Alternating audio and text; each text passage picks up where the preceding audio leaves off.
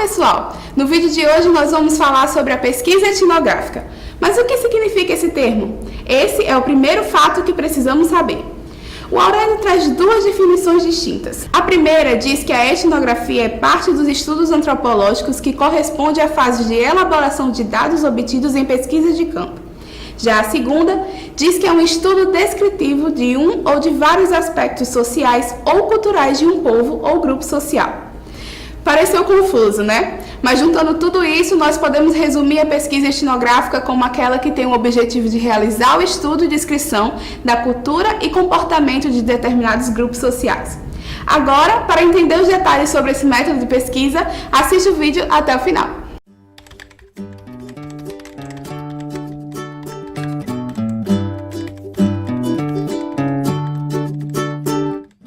Uma vez compreendida a definição da pesquisa etnográfica, é importante saber as principais características que norteiam esse tipo de método.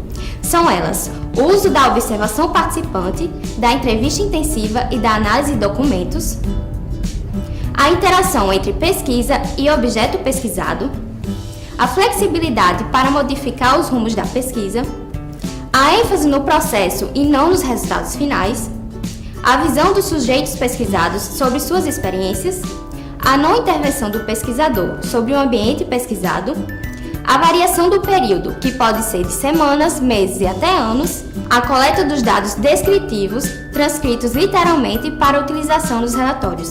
No método etnográfico, o pesquisador precisa seguir algumas etapas. A primeira delas pode ser compreendida como algo que antecede a etnografia propriamente dita. Trata-se do levantamento bibliográfico sobre o tema, a partir da leitura de clássicos e de outros estudos contemporâneos sobre o assunto. Isso é importante porque o pesquisador precisa estar minimamente por dentro do tema. Ele precisa saber o que já disse e escreveu sobre o grupo escolhido, identificando as dificuldades e riscos que pode encontrar ao adentrar esse grupo. A segunda etapa é a elaboração de um diário ou caderno de campo. Este caderno terá um papel fundamental. Nele, o pesquisador anotará as questões que o levaram a escolher aquele grupo e aquele tema, e as perguntas que tem em mente sobre o assunto. Assim, o caderno funcionará como registro descritivo de tudo que ele vir e presenciar, independente do espaço e grupo que estiver pesquisando, podendo ser tanto uma aldeia de índios quanto uma redação de jornal, por exemplo. A terceira etapa é a entrada no campo. Trata-se da inserção do pesquisador no grupo.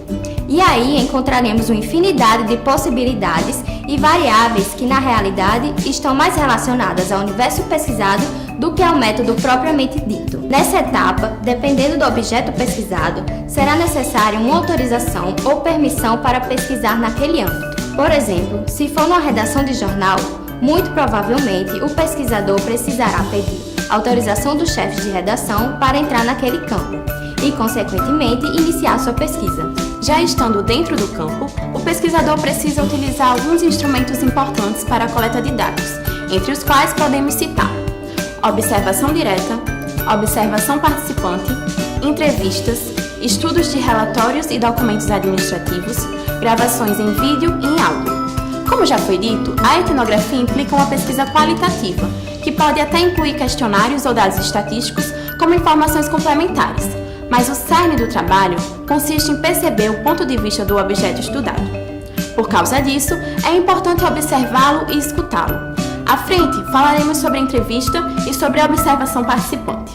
Há várias formas de fazer a entrevista, desde a definição do tempo, do local e das questões que serão abordadas, até os seus usos. A entrevista na pesquisa deve ser aberta, ou seja, novas questões podem ser levantadas na ocasião tanto pelo entrevistado quanto pelo entrevistador. É importante compreender que tudo que está dentro interessa e é importante, em maior ou menor grau. Isso porque as informações coletadas ajudam na compreensão do entrevistado, do grupo a que pertence e das lógicas de sua cultura.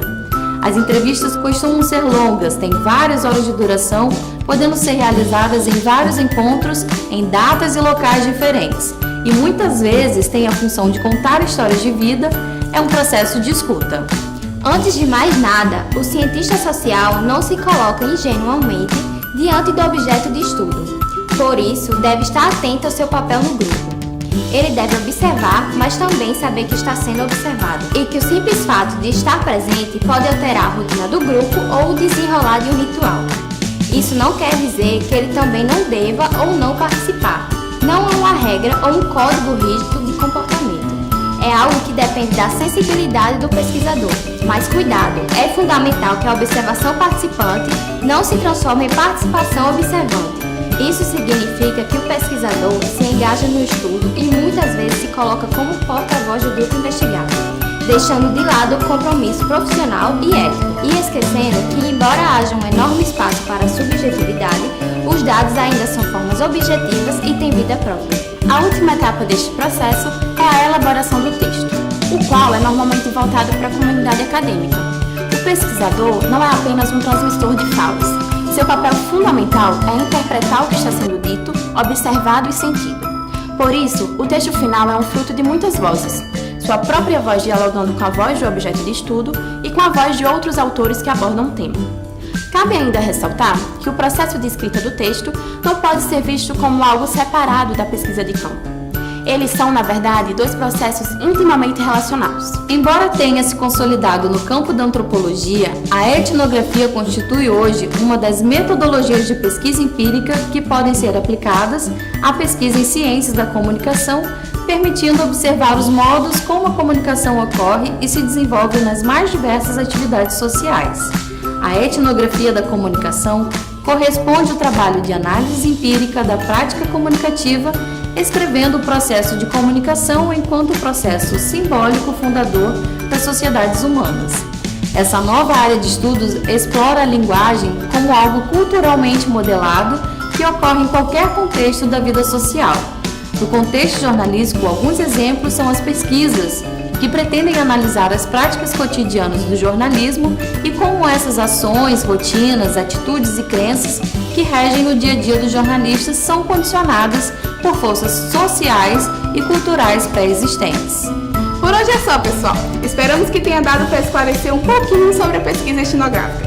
Se tiver alguma dúvida, você pode deixar aqui nos comentários que nós vamos adorar responder. Boa sorte no seu trabalho e até o próximo vídeo.